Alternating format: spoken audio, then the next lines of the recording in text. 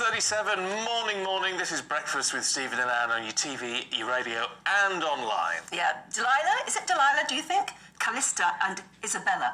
What beautiful names. Oh, yes. Easter means to us happiness, Easter eggs, eating chocolate, and the best Easter egg hunt at Nanny and Grandad's. Oh. Good day to you, too.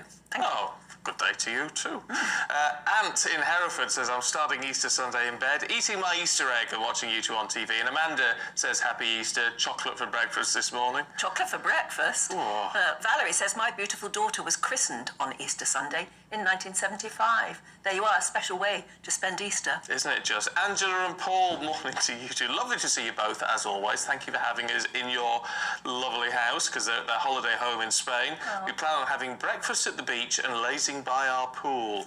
Lots of festivals here to sit and enjoy. We love watching. Oh, Thank you that very sounds much like indeed. a perfect Easter Sunday. Well, of course, in Spain. Watching GB News from your home, lazing by the pool. Yeah, they've got. I mean, the celebrations in Spain will be enormous. They will be. Yeah. Joseph's in Whitstable, watching with the family. Where it is a lovely day. Glad to hear it. Yeah. Oh, lovely. Yeah, let us know how you're spending your Easter Sunday. Even though you're watching GB News, as we keep telling you every morning. Or listening. Exactly. You can be listening, you can be watching online, you can be watching through the GB News app, or just watching us on your telly in your kitchen or something like that. We would love to know where you are and how you're enjoying Easter Sunday. And if you're throwing Easter eggs down your throat, send us a picture. Yeah. Be a glutton for what? Last year, or was it the year before, when lockdown first happened, we were going to have a big family celebration.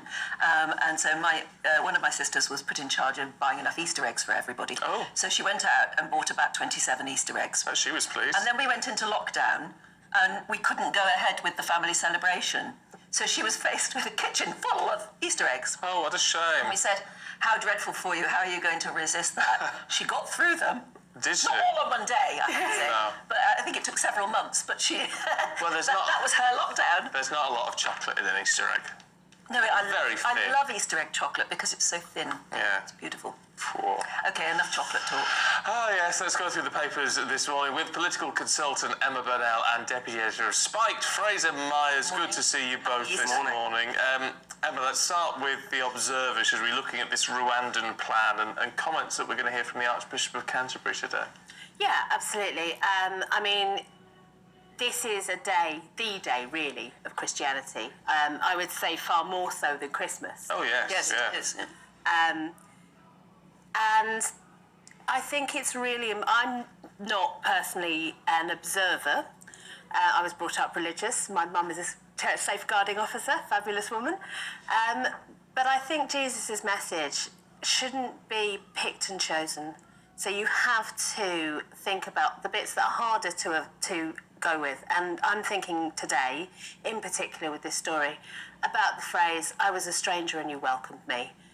Not, I was a stranger and you bunged me on a plane with a one-way ticket going somewhere else to an autocratic country.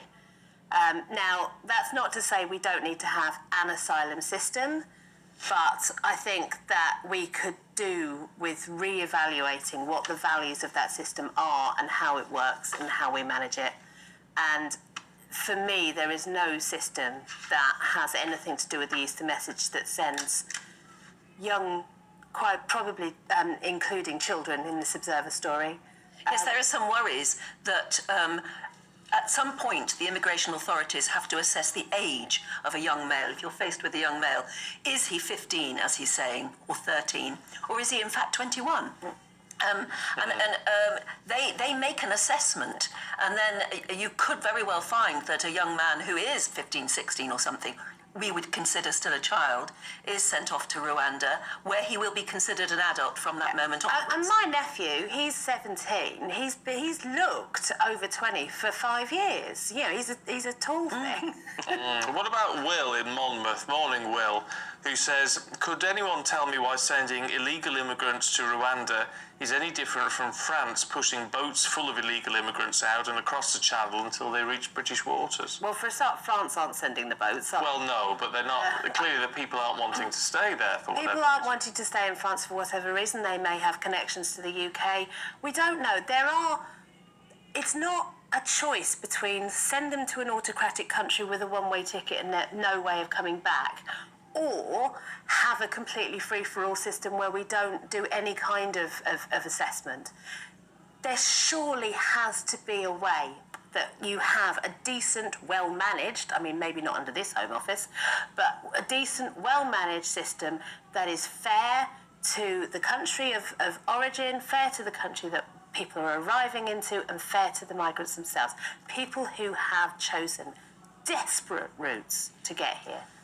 Because the argument would be, Fraser, with all of this, I know it's in the Telegraph as well, if there was another system, if there was an easy solution to this, or a more obvious solution, surely someone over the years would have landed on it. Yeah, I don't think there is any easy solution to this. I mean, just thinking about the quality of the Home Office and the Border Service, I mean, it was in 2006 that it was declared unfit for purpose, and I don't think much has changed since then. I don't like this Rwanda idea. I do have a bit of a problem with the outsourcing of our immigration system to other countries, and that's one of the things that the Archbishop picked up on. But as the Telegraph reports, there are other countries in consideration for this as well. It's a depressingly, actually quite normal process. People are talking about the Rwanda deal as if it's, uniquely evil because Britain is this horrible racist country. Actually, this is how Europe deals with many of its migrants. Many people who are refugees end up in Turkey who want to come to Europe, or they end up on the outskirts of Europe, in Greece, in Italy, and it becomes those countries' problems, even though those people clearly want to get to France and Germany. I think it's just very difficult to have an honest and straightforward conversation about migration because people feel as if, I think the majority of people probably think that, we let too many people in or our borders are too loose, but they're told that they can't say that. I mean, I'm for letting more people in as it happens, but I also don't want to demonise anyone who takes the other view. Yeah, Sue in Lincolnshire. Morning, Sue. Thanks for getting in touch. I agree that the idea of sending immigrants is a good idea if it stops these healthy young men coming into our country. Our country is becoming more and more overcrowded. Plus, we can't afford to keep paying them vast amounts of money. So, I mean, that is a view, and as you said, it's a very strong view. And I think also there is a bit of dishonesty around, the question of, asylum seekers. I think many of these people are economic migrants, and Is that such a wicked thing? No, it's not. It's not a wicked thing to be an economic migrant, but that's why the language or the debate gets very muddled because, when we're talking about people coming over from France, for instance, no one wants to be stuck in those camps in Calais. Of course, you can completely understand why they're doing it. But at the same time, should we pretend that they're seeking, asylum from torture, from persecution? That's not quite the case either.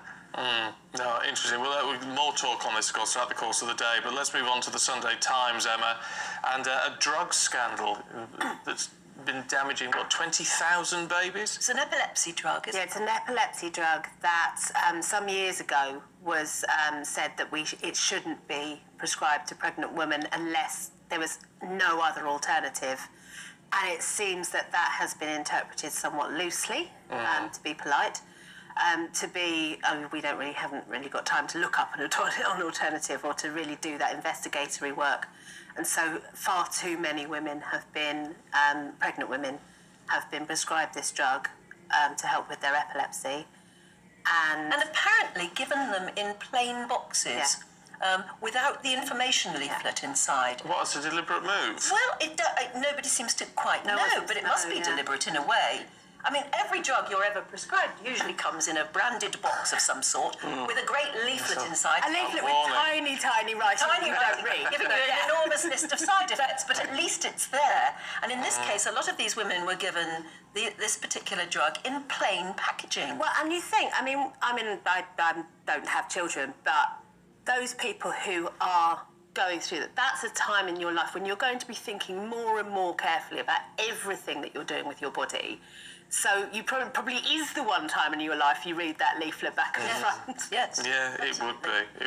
Obviously, if you're suffering very badly from epilepsy yourself, you need medication.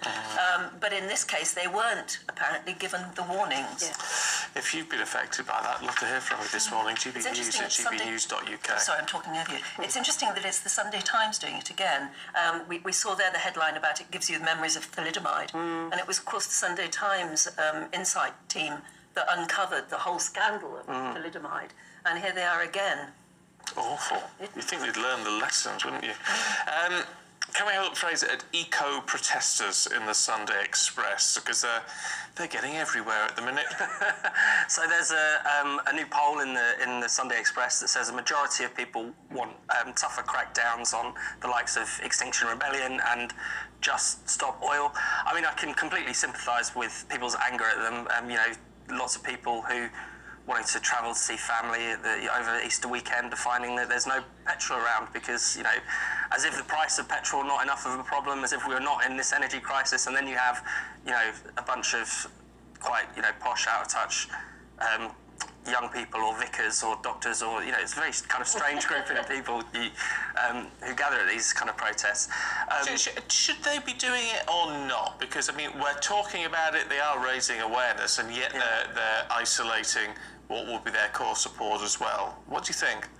Well, I think, you know, it's legitimate to try and disrupt things in a protest. I think that's normal, but you also have to accept the kind of consequences of your civil disobedience. And I think the problem here, I mean, the poll is saying that we need harsher laws to deal with this. The problem here is that the law is not being enforced properly. You know, you see so many videos of the police just sort of standing there as people glue themselves to roads or, you know, are climbing up on top of oil tankers. And you'd think, if that were any other group in society, if they had any other message, that batons would come out. I'm not saying they should, but you know that they would be treated slightly differently.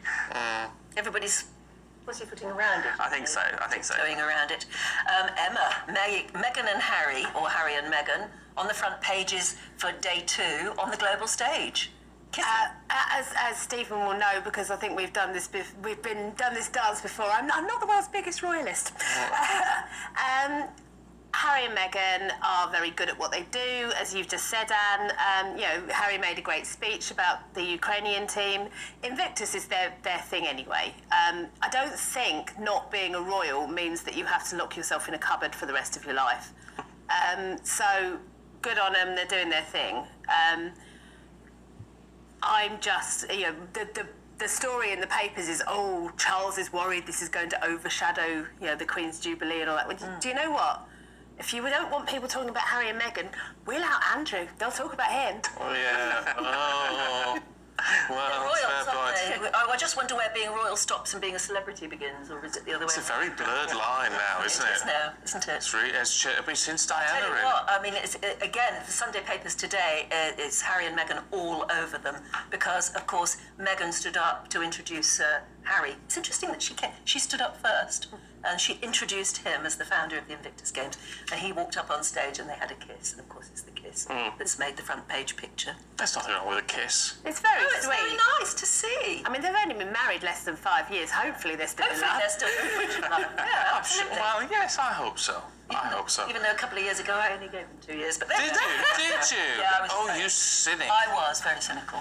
Yeah. But I just think they've got troubles, haven't they? See, it's where I was disappointed because I was all for them, and I've always liked Harry, and yet it did seem to all go very funny very quickly. But anyway, thank you both. We'll catch up with you, Emma and Fraser, a little bit later on.